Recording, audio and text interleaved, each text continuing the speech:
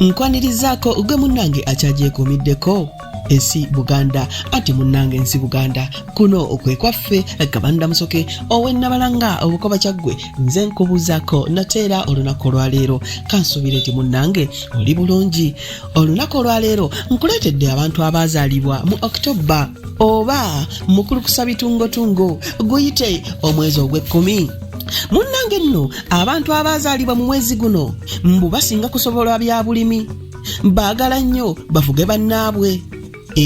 Abantu abazaalibwa mu mwezi gw'ekkumi baagala nnyo okufuga bannaabwe. Omukwano gwabwe tegutera kufa, ate ensimbi tebamanyi kuzikozesa abantu abo abazaalibwa mu mwezi gw'ekkumi. Munnange abantu bano kye balowooza kyonna kye bakola waakirowooleza waakikolera, kyokka batera okuba abeesigwa.